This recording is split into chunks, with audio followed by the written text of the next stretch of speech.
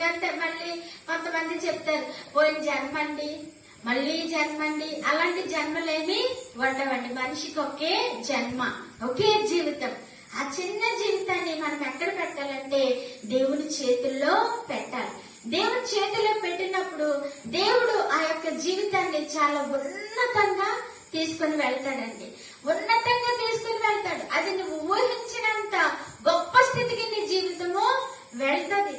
ఈ వెళ్లే క్రమంలో కొన్ని బాధలు ఉంటాయండి. చూడండి, కుమ్మరోడు తన చేతిలోనికి మట్టి తీసుకుంటాడండి. మట్టి తీసుకున్న వెంటనే కుండ అయిపోతుందా? అయిపోద్దా? అవదండి. ఏం చేస్తాడు? మట్టిని నీళ్లు పోసి మెత్తని చేస్తాడండి. ముందర నానబెడతాడు. నానబెట్టిన తర్వాత దాన్ని ఏం చేస్తాడండి? తొక్కుతాడండి. నేను చిన్నప్పుడు కుమ్మరు వాళ్ళ ఇంటి దగ్గర టైలర్ అనమాట అండి. వాళ్ళ కుమ్మరోళ్ళు టైలరింగ్ చేస్తుండేవారు. అప్పుడు చూసేదాన్ని. ఇలాగా రౌండ్ గా ఉంటదండి, దాంట్లో మట్టి తొక్కడమే వాళ్ళ పని. రోజంతా తొక్కుతూనే ఉండేవారండి. తొక్కి తొక్కి తొక్కి అదో లాంటి స్ట్రక్చర్ రావాలి దానికి. ఆ మట్టి అంతా మరి మెత్తనైపోవాలన్నమాట. అంటే సారి మీద పెడితే దాని యొక్క షేప్ తిరిగిపోవాలన్నమాట. అంతగా వచ్చే వరకు తొక్కుతా ఉంటాడండి కుమ్మరివాడు.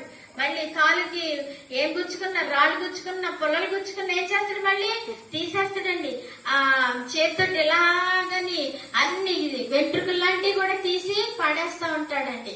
దేన్ని తొక్కుతున్నాడు? మట్టిని తొక్కుతున్నాడు. ఎందుకు తొక్కుతున్నాడు? దానికి ఒక అందమైన రూపం రావాలని తొక్కుతూ ఉంటాడు. నీ జీవితాన్ని కూడా దేవుడి చేతుల్లో పెట్టిన తర్వాత తొక్కుతున్నటువంటి అనుభవం వస్తుందండి.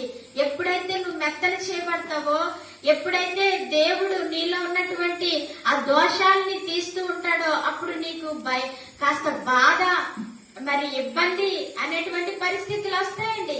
అబ్బా ఏంటి ఇలా ఇన్ని బాధలు, ఇన్ని కష్టాలా, నేను పడలేను బాబా, ఇన్ని బాధలైతే నాకు దేవుడు వద్దు, ఏమి వద్దు, నా జీవితం నాకు లేదా, నా జీవితంలో నేను జీవించలేనా, నేను ఈ చేతిలో పడ్డ ఇన్ని బాధలు వస్తున్నాయి అని అనుకుంటే సరైన రూపం నీకు రాదు.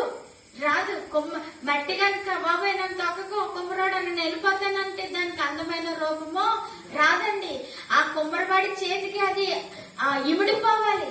అది అతన్ని ఎంతగా మలుచుకుంటాడో దానికి ఆ మట్టి తను తాను అప్పగించుకోవాలి. నిన్ను కూడా దేవుడు నలుపుతున్న సమయంలో, నిన్ను కూడా దేవుడు కొన్ని అనుభవాల గుండా, ఒక శ్రమల గుండా నిన్ను తీసుకువెళ్తున్న సమయంలో నువ్వు నీ జీవితాన్ని దేవుని చేతులకి అప్పగించాలి. తల వంచాలి. నాకు అవసరం లేదంటే నీ లైఫ్ స్పాయిల్ అయిపోతుంది, కానీ నా దేవుడు నాకు మేలే చేస్తాడు.